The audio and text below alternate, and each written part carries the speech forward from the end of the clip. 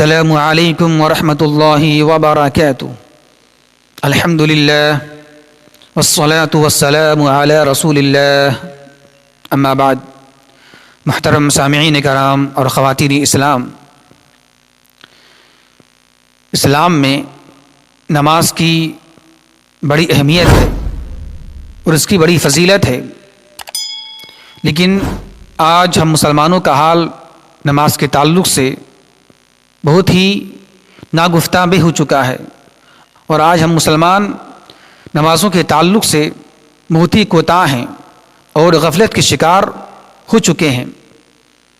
لیکن ذرا دیکھیں آپ، صحابہ کرام کے اندر نماز کی کتنی اہمیت تھی، ان کی نظر میں کتنی بڑی فضیلت تھی، اور جب وہ نماز پڑھتے تھے صحابہ کرام تو نماز میں ان کی توجہ کتنی زیادہ تھی۔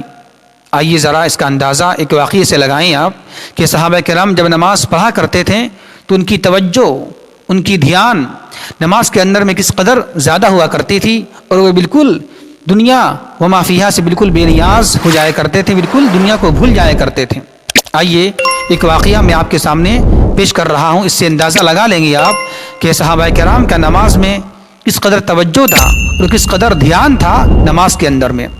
ابو داؤد شریف کتاب الطہارہ کی ایک روایت ہے، حضرت عبداللہ بن عمر بن عاص رضی اللہ تعالی عنہ سے مروی ہے۔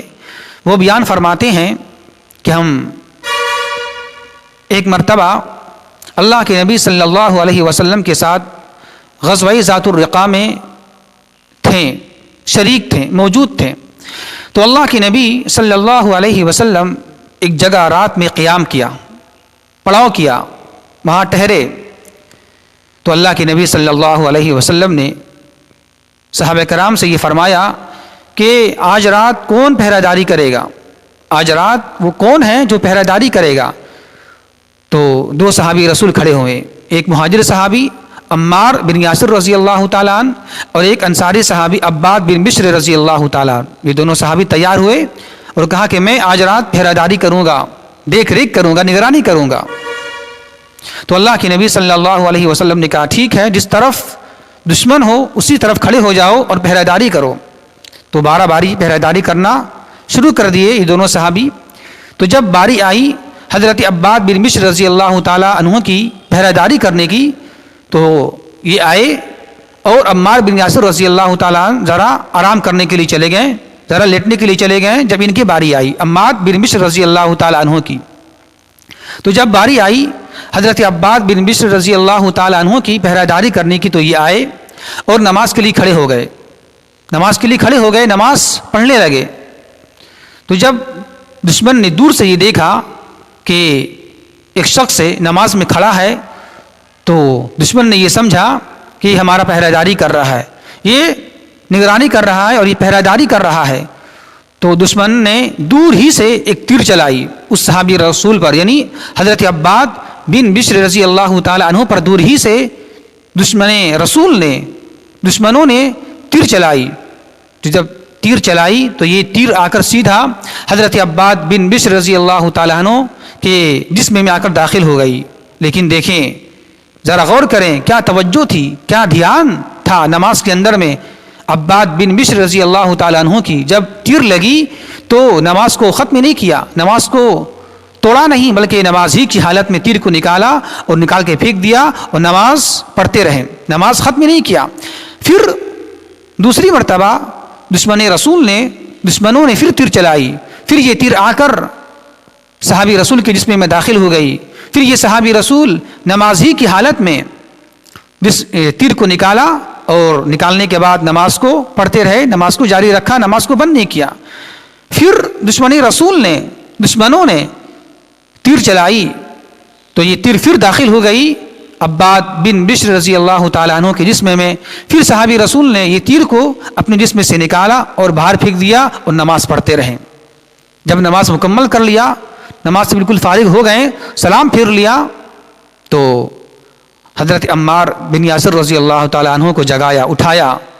تو جب عمار بن یاسر رضی اللہ تعالیٰ عنہ اٹھے تو دیکھا کہ عباد بن بشر رضی اللہ تعالیٰ عنہ بالکل زخمی ہیں، زخم سے آلودہ ہیں، بالکل خون سے آلودہ ہیں، خون سے لت پت ہیں، تو کہا کہ اللہ آپ کا بھلا کرے، آپ نے مجھے کیوں نہیں جگایا؟ جب پہلی تیر آپ کو لگی جسم کے اندر میں تو آپ نے مجھے جگایا کیوں نہیں، اٹھایا کیوں نہیں؟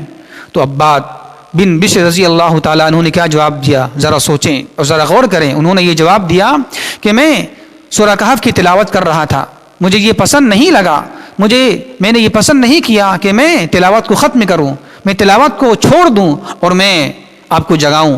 مجھے نماز میں تلاوت میں بڑا اچھا لگ رہا تھا، مجھے ایک بہت ہی خوشی محسوس ہو رہی تھی، تو میں نے ناپسند کیا، میں نے یہ پسند نہیں کیا کہ میں تلاوت کو چھوڑ دوں اور نماز ختم کر لوں، میں آپ کو جگاؤں. تو دیکھیں یہ توجہ تھی اور یہ دھیان تھا صحابی رسول کا نماز میں کہ دیکھیں تین بار دشمنوں نے تیر لگائی اور نماز ہی کی حالت میں تیر کو نکالتے رہے، تین بار کیا، لیکن پھر بھی اتنا تیر لگنے کے بعد اور اتنا زخمی ہونے کے بعد بھی صحابی رسول کی توجہ کتنی زیادہ تھی نماز کے اندر میں کہ انہوں نے نماز کو ختم نہیں کیا، نماز کو توڑا نہیں اور جگائے نہیں صحابی رسول کو، دوسرے صحابی کو. تو دیکھیں حالانکہ یہ نماز کون تھی؟ یہ نماز نفل نماز تھی، یہ کوئی فرض نماز کی بات نہیں ہو رہی ہے.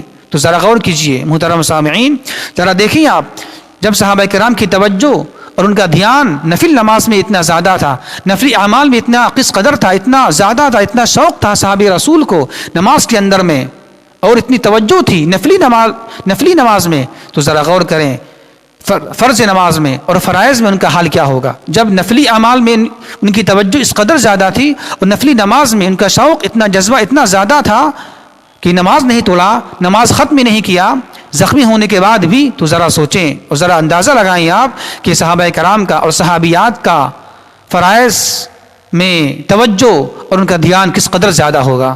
تو ہمیں بھی چاہیے کہ آج ہم بھی اسی صحابی کے ماننے والے ہیں اور آج ہم بھی اسی نبی کے ماننے والے ہیں، چاہنے والے. لیکن آج دیکھیں آج فرائض تو بہت دور کی بات، آج نفل تو بہت دور کی بات، آج نفلی اعمال کرنا تو بہت دور کی بات، آج ہم فرائض میں کوتاہ ہیں، فرائض میں ہم دور ہیں اور فرائض سے غفلت برتتے ہیں، اس سے ہم غفلت کے شکار ہو چکے ہیں. تو ہمیں چاہیے کہ ہم نماز میں خضوع پیدا کریں اور نماز میں پوری توجہ کے ساتھ اس کا اہتمام کریں. اللہ سے دعا ہے کہ اللہ تبارک و تعالی ہمیں صحیح سمجھ کی توفیق عطا فرمائے. وما توفیق الا باللہ. السلام علیکم ورحمۃ اللہ وبرکاتہ.